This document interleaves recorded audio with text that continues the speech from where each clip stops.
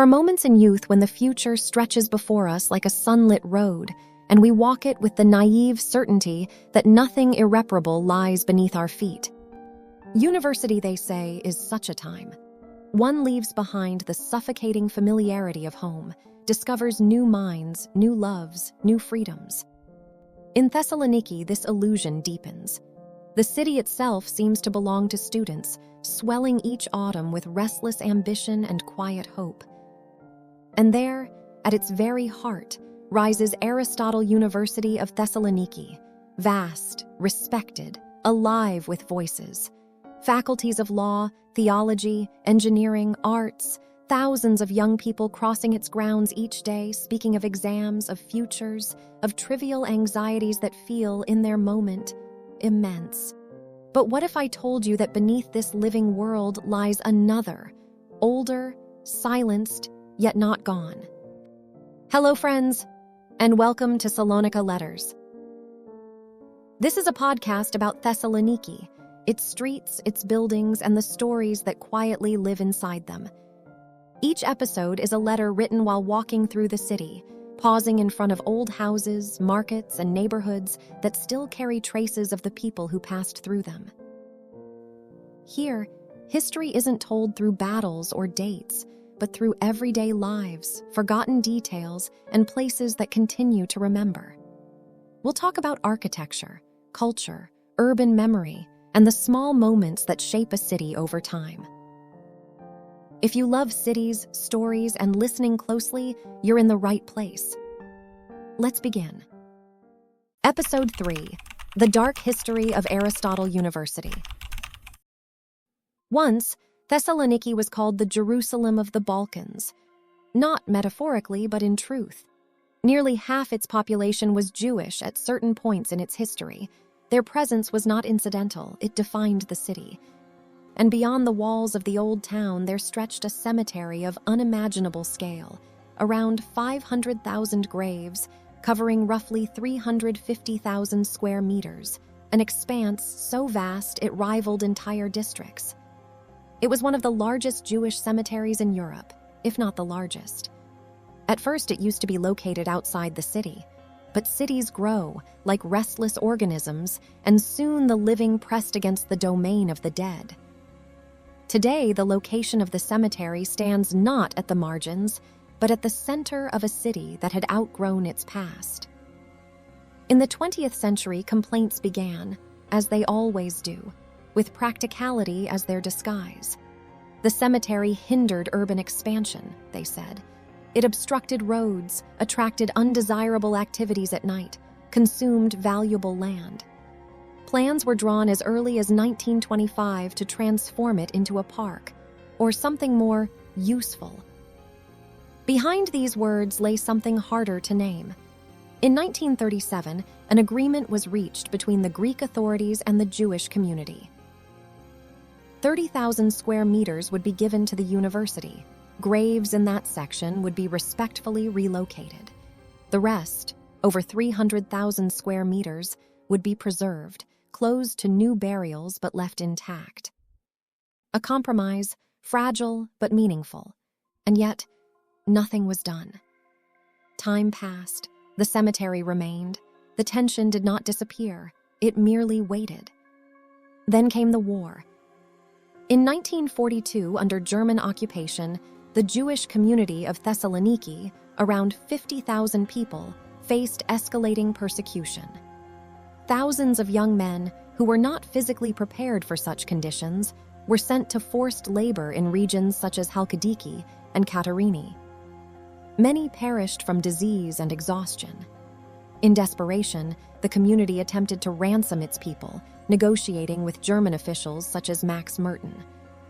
A sum of 2.7 billion drachmas was eventually agreed upon, an enormous sacrifice, in hopes of saving lives and preserving what could still be preserved.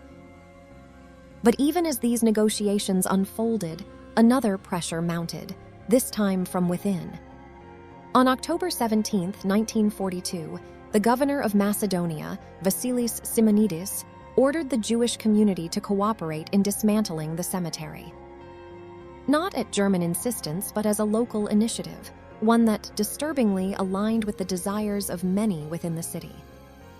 There are moments in history when responsibility blurs, when guilt becomes a shared and indistinct burden. But this was not such a moment.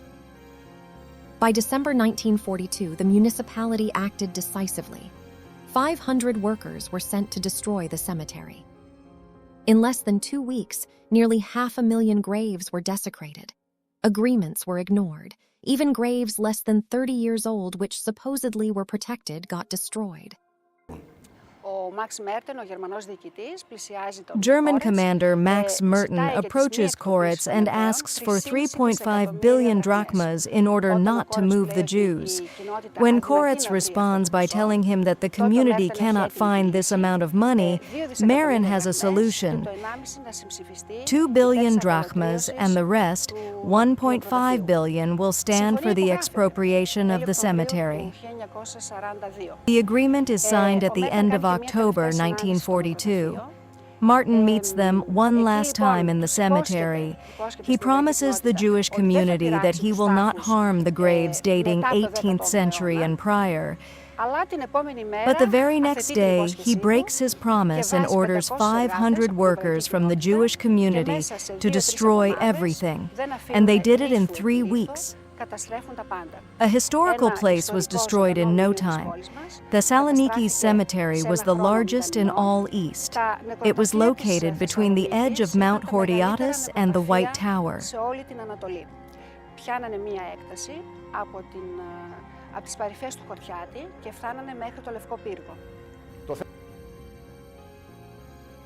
Families were given no time to relocate the remains of their loved ones. Bones were unearthed, scattered, discarded. Only a few managed to save anything at all. Even more grotesque, after the deportations that followed, locals returned to the desecrated ground, digging in search of imagined treasures. We walk and we sit on pieces, on stones that were once part of somebody's grave. Today, this is all that remains, and it is truly worrying, because those pieces should not be here. This is not their place. They belong where they once stood. To simply take pieces from a grave and to use them as paving stones in walls to fill gaps. I mean, no. To me, this is desecration. The marble from the tombstones flooded the market, its price collapsing under the sheer abundance of what had once been sacred.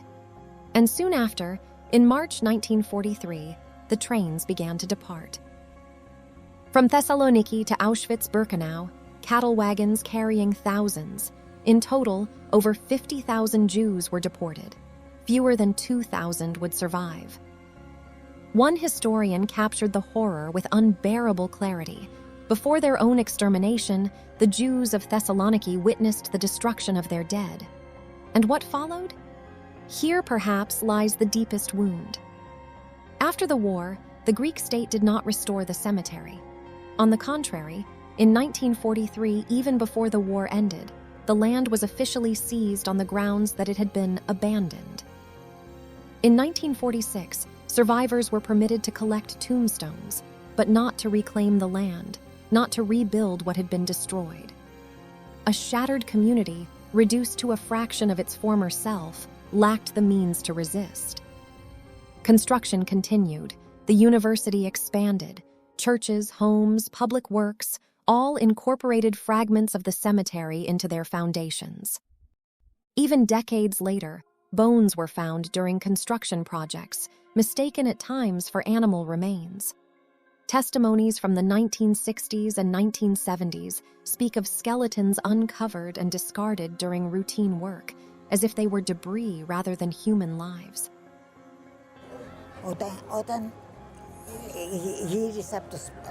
When I returned from the death camp, I didn't find anything. No tombstones, no nothing.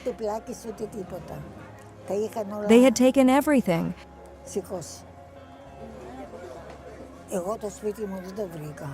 I didn't find my house. It was demolished. It was demolished by the neighbors. And still, silence. Today, tens of thousands of students walk the grounds of Aristotle University of Thessaloniki. They laugh, they fall in love, they argue about politics and philosophy. They sit in cafes, discussing the future of the world. And beneath them lie the remains of nearly 500,000 people.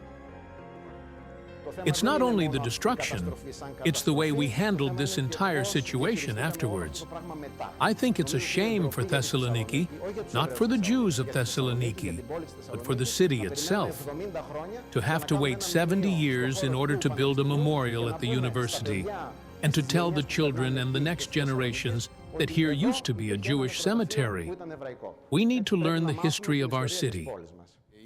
What is most troubling is not ignorance, but the persistence of it, the absence of acknowledgement, the reluctance, perhaps fear, to confront what lies at the foundation of this place. One might ask, is a simple memorial enough? A plaque, discreet and easily forgotten? No, that would be another form of silence. What is required is something far more difficult, a conscious, sustained act of remembrance, an admission, not only of what happened, but of how and why it happened. Also that is old tombstone. This is new. If I can read it correctly, it says Malach. Malach is the surname of the wife of the president now of the community. A friend of my mother. This could be just a coincidence of having the same surname. Maybe it could be her grandmother. I don't know. Many of them were used as pavement. The university, if it is truly a place of knowledge, must also become a place of memory.